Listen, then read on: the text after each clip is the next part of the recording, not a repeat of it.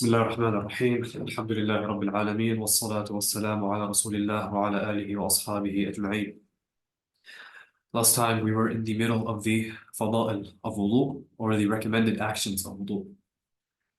We said at-tasmiyah, saying Bismillah, as-siwak, and washing the face and the hands and the feet twice and then 3 times.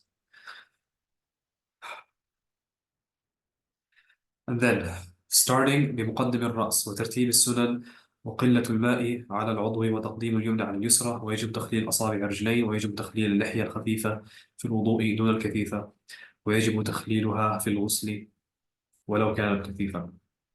So it is from the recommended actions to start from the front till the back. So whether it's in the head, wiping the head, it's recommended to start from the front and work the way to the back. Same thing with the arms. We start with the front of the arms up till the elbow, rather than the opposite, which would be opposed to what is recommended. Same thing with the feet. We start with the toes and work our way up to the ankle, rather than the opposite. وترتيب السنن. So we said last time that the order of the 4 obligatory body parts, that's a sunnah. It's a sunnah to have them in order. As for the sunan, such as istinshaq and istinthaq, rinsing your mouth and your nose and your ears, this is a recommended action. So the obligatory actions, their order is a sunnah. The sunan actions, their order is a recommended action. It's a fadila. So it's almost a sunnah, but lower level than the sunnah, which is, as we said last time, a sunnah is a recommended action, yet it is an action that is well known from the Prophet ﷺ to do throughout his entire life, as opposed to a recommended action, which could be based on 1 or 2 ahadith, and we don't know how often the Prophet ﷺ did this. So a fadila, a recommended action, is a lower level than a sunnah, as we said. وَقِلَّةُ الْمَاءِ عَلَى الْعُضْوِ. So using a small amount of water.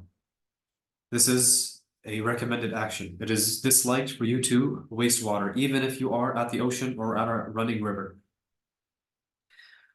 وَتَقْدِيمُ الْيُمْنَ عَلَى الْيُسْرَى. So in both the arms and the feet, it is a recommended action to do the right before the left.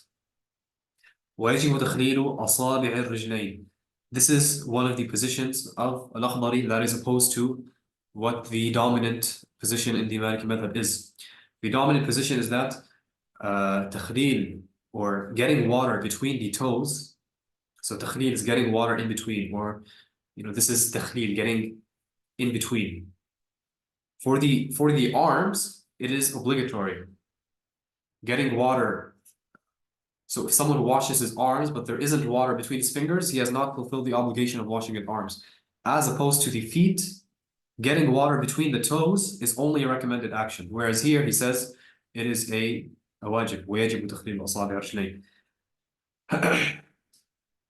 ويجب تخليل اللحية الخفيفة في الوضوء دون الكثيفة. So we talked about this last time, that a thick beard and a thin beard are different when it comes to wudu. A thick beard is one with which you cannot see the color of the skin under it, and that is one that does not have to be washed until the skin. It should only be wiped, as opposed to a اللحية الخفيفة, a thin beard.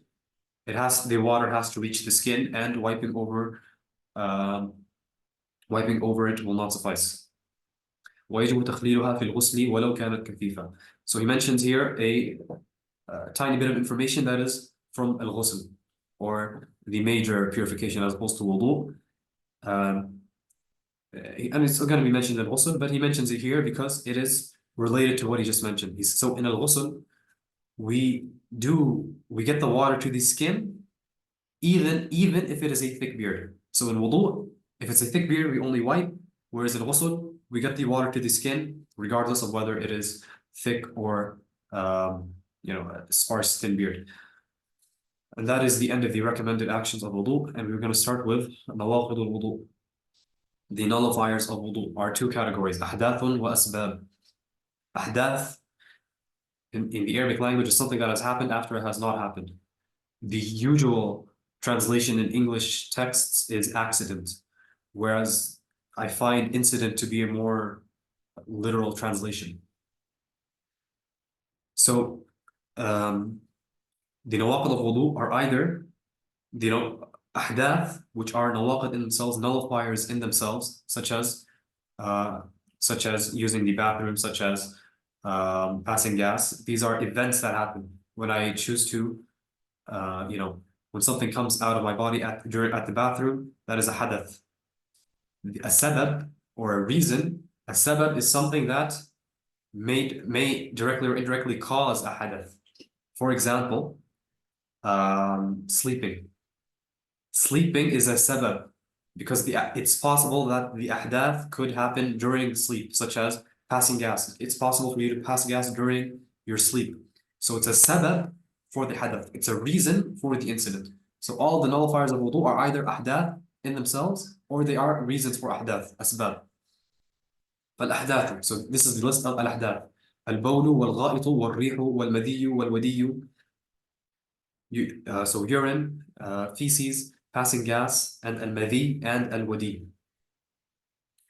So al-madhi, so urine, feces, very straightforward. والريح, passing gas, straightforward. Al-madhi is a fluid that comes out of the private parts during times of pleasure or excitement.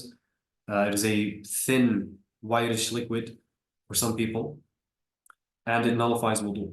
This is different from al-mani, which is what happens during the climax of intercourse. So that's mani, and this is madhi. Mani doesn't nullify your wudu, it nullifies your wudu and your ghusl. So you have to make ghusl after al-mani, as opposed to al-madhi, which comes before. It only nullifies your wudu. Al-wadi is a thicker, whitish liquid that usually comes out in more unhealthy people. It is something that comes either through lifting heavy objects or due to some illness, and it's extremely rare occurrence. So there is a rule of thumb that helps us know whether something that has come out of us is a nullifier of wudu or not. And the rule is مخرج المعتاد من المعتاد بهيئة المعتادة or على صحة. So the something normal coming out of the normal place in a normal circumstance or in a healthy circumstance. So what does this mean? It is normal for urine and madhi and mani to come out of your front private parts. It is not normal, for example, for blood to come out. So blood, if it comes out, it does not nullify wudu on its own, because it's not a normal thing to come out of that place. So that's the first condition. So مخرج المعتاد من المعتاد. So the exiting of something normal from a normal place. And the second condition is a normal place. Urine usually comes out of the frontal private parts. For some other people, either due to a surgery they had or an injury they had or a disease they had, they will have, urine bags which are connected to their bladders because they cannot use their body parts, and so a doctor would attach something to get the urine out of his bladder. So this is not a normal way for urine to leave a body if it is done for a specific period of time, such as 2 or 3 days. If it is just for a limited time until the doctor can fix a specific thing, as opposed to someone who has it attached for the rest of his life. If someone has a condition and he has to use a urine bag for the rest of his life, that is now the normal place for urine to exit from, and therefore it would nullify his wudu. And if it would come from his front private parts, it would not nullify wudu because it is not normal for him for urine to come out of that in his specific circumstances. So we're gonna get deep. So the rule مخرج المعتاد من المعتاد, we're gonna get deeper in more advanced texts. There's the issue of stuff like tapeworms, for example. There is the issue of for example, sometimes you will defecate, but there will be blood with it. So some people don't know, is the ruling of what I did defecation or is it bleeding? So to know whether or not the wudu is nullified. So there is a lot of things to know. However, Al-Akhdari rahimahullah mentions the most common things because this is a beginner text, and a beginner text is going to be concerned with. Just realized there is a waiting room still. Okay. Like, as I was saying, the beginner is going to be more concerned with what is very common, as opposed to these niche circumstances such as ones related to disease or injury. So we mentioned the ahdath, the asbab, النوم الثقيل, deep sleep. The fuqaha differed on which type of sleep nullifies wudu and which type of sleep does not nullify wudu. The Maliki madhab says that the deep sleep is defined by one, that if something were to drop beside you, you would not wake up. So if I'm lying down on the couch and my brother comes and he drops my phone on the couch beside me, if I wake up from that type of sleep, that is called a light sleep and it does not nullify wudu. If I do not wake up from the sound and rather I'm in a deep sleep, I can't hear what's going on around me unless it's extremely loud or too close to me, then it's a deep sleep and it would nullify wudu.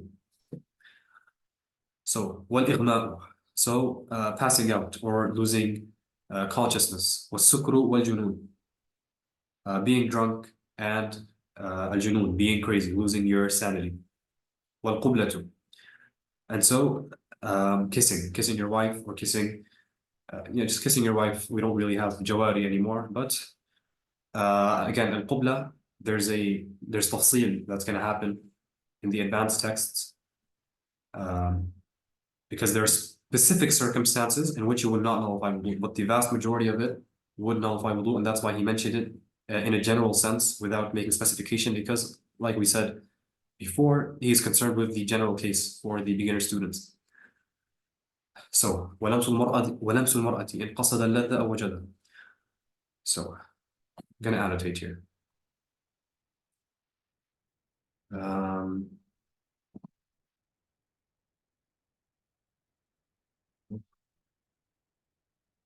Need a square, okay. You can all see this clearly, right? The rectangle? Yes. Okay.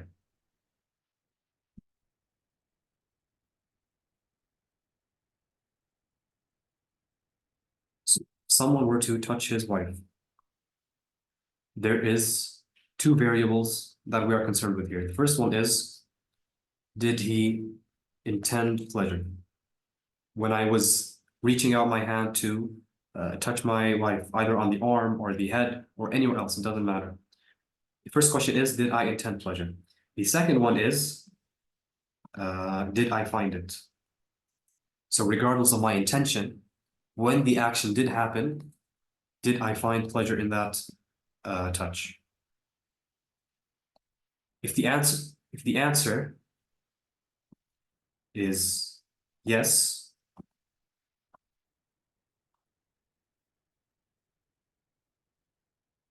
in either of them.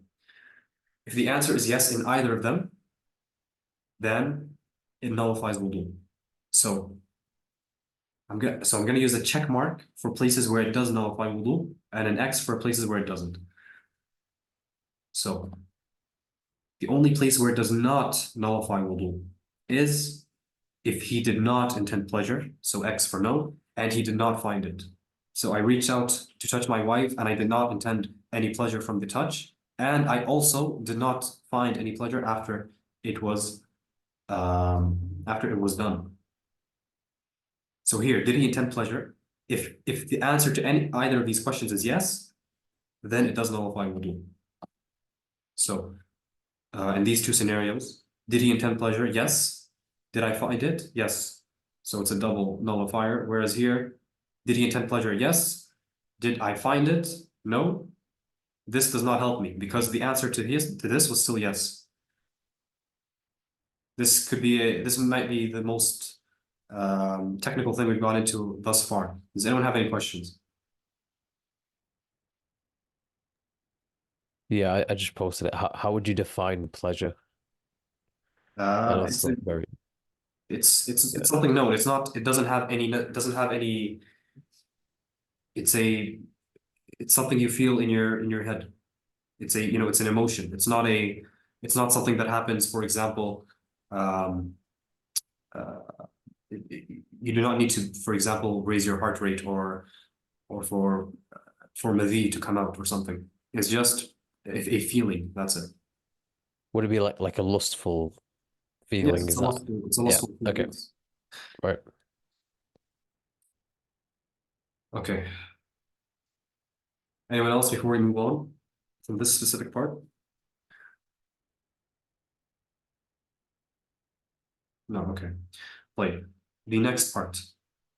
ومس الذكر بباطن الكف أو بباطن الأصابع ومن شك في حدث. Okay. ومس الذكر بباطن الكف أو بباطن الأصابع. So for a man to touch his penis with the inside of his hand or the inside of his fingers. So this is the batin of the hand, and this is the zahir. And there's something he forgets here, which is the sides of the fingers. The sides of the fingers would also nullify wudu.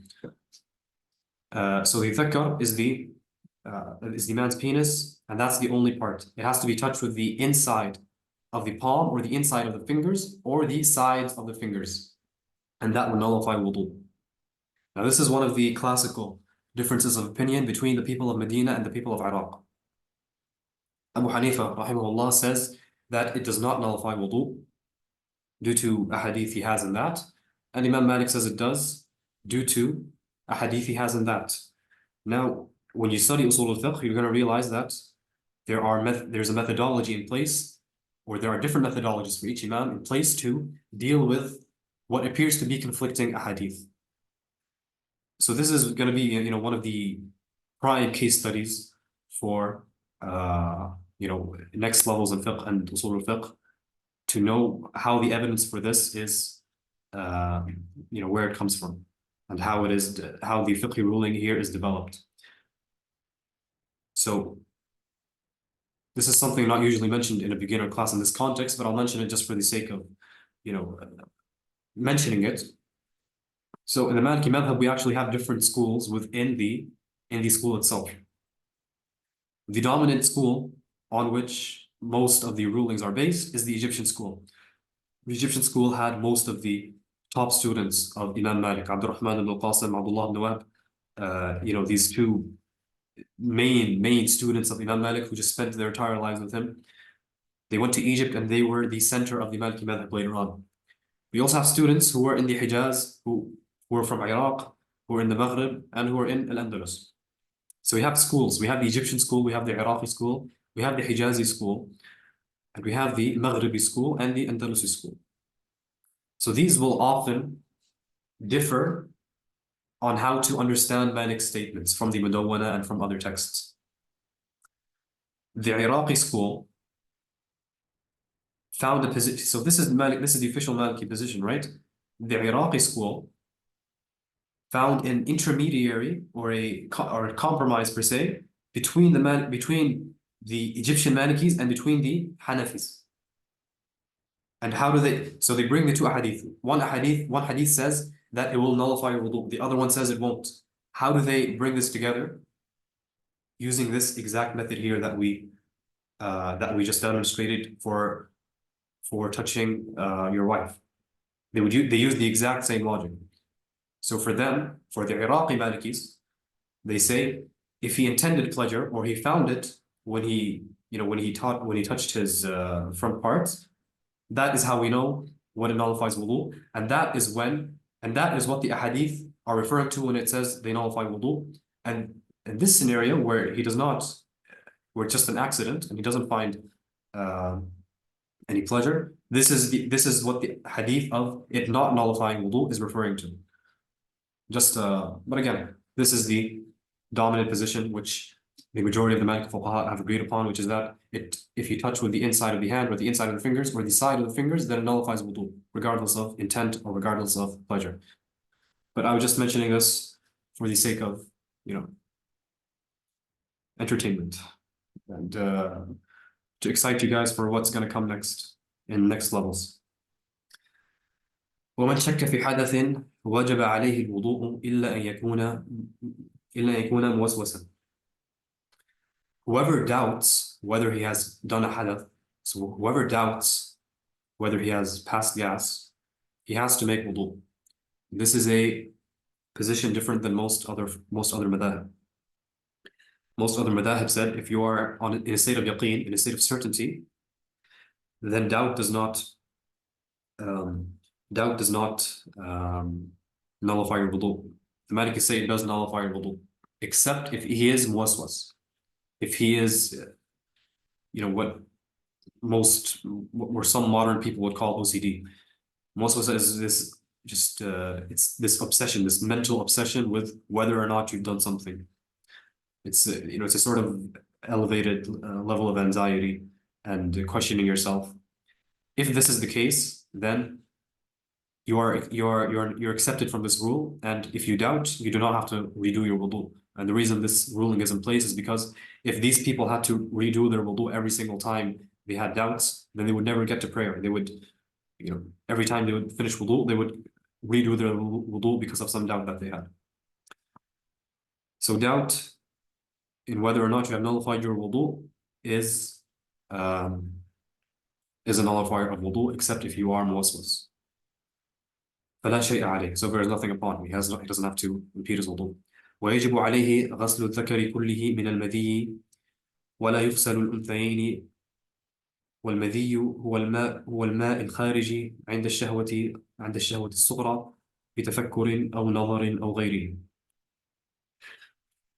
So we mentioned earlier on madhi and wadi, these fluids so madhi specifically, this fluid which would come out during pleasure or excitement. And this is what he mentions later on. Instead of mentioning it right after, in the middle of the list, he mentions it after he's finished the list. He defines it, al-madhi huwa al-ma'u al-khariji, it's the fluid that comes out during minor pleasure, either through thinking or looking or something else. And he says when this happens, it is not only sufficient, it's not sufficient for him to only do wudu, rather he has to wash this fluid off of him. Okay. And that is the end of the nullifiers of wudu. Yes, okay.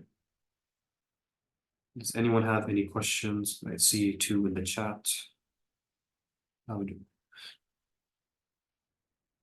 Is wiping the back of the neck considered a sunnah or a recommended act? No, it is not. As opposed to the Hanafi madhab. Any other questions?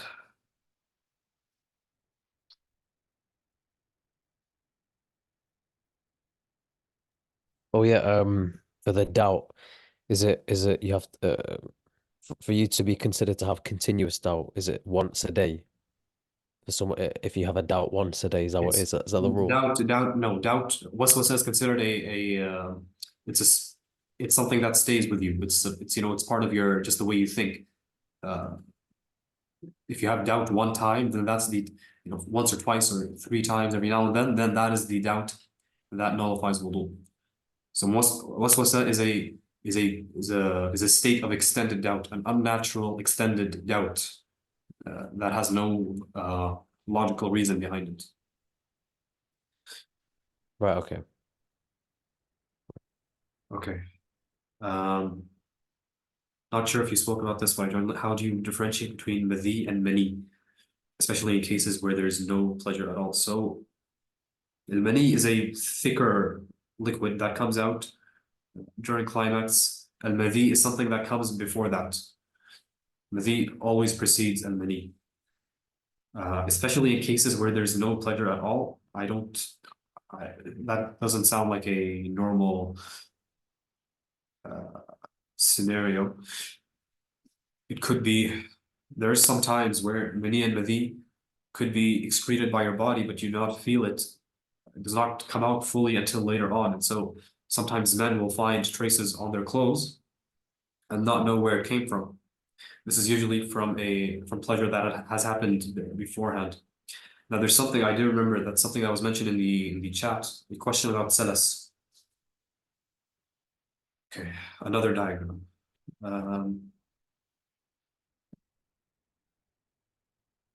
Salas is a state of extended excretion of al-ahdath. So someone who is just, there's constantly urine dripping from his or her private parts. This usually happens for one of three reasons: either disease, either injury, or simply old age. I need to draw a circle.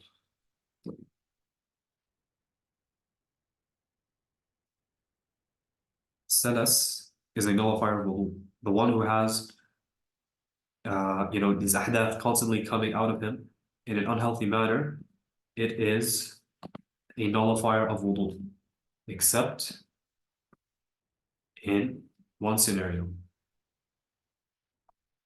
This is a clock, okay? It is not a 12-hour clock that repeats twice in one day. Rather, it is, let me just, so this here, the beginning, this is from Fajr, Dhuhr, Asr, Maghrib. Let me just,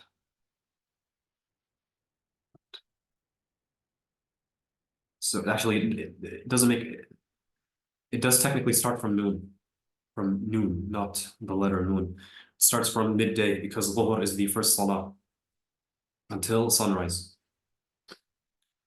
So Dhuhr is here, Asr, Maghrib, Isha, and then Shuruq. The last minute is Shuruq. So you guys understand how this clock works? It's pretty archaic. It's not really a modern clock.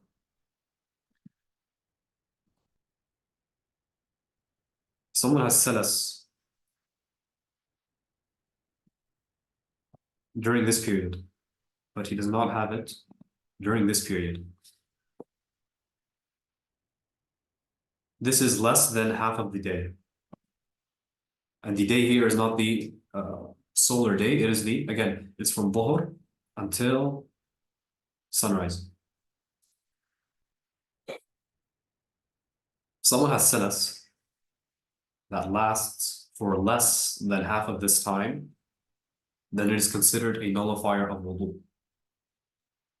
If someone has salas that lasts for more than half of this time period, then it is considered not a nullifier of wudu.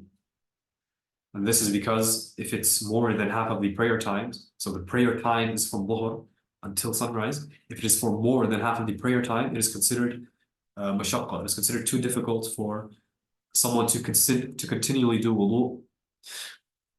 And therefore, if it's more than half, it is not considered a nullifier of wudu, as opposed to if it is less than half, then one would have to repeat his wudu. That's a question that came up in the chat. Okay. I've heard of cases where when defecating, people release discharge. How do you know if this is mani or madhi? Sometimes it can be whitish, and so it's hard to differentiate. Could be difficult to know if ghusl is required or if washing it and making wudu is sufficient. It does not. I find it very difficult to think that the thing coming out is mani. The C is definitely either madi or wadi, and in this case, it would not require ghusl. The only thing that requires ghusl, which we're gonna get to, is either the release of mani or maghib al-hashafa. So the absence of the head of the male part inside the woman, that would necessitate ghusl, or the coming out of mani, that would necessitate ghusl. Everything else would not. So washing it and making wudu is sufficient, but I just can't imagine it being many. Again, I'm not a doctor, so I've never heard of such a scenario, but I find it very difficult to believe that it's mani coming out in this situation. Like, anything else? If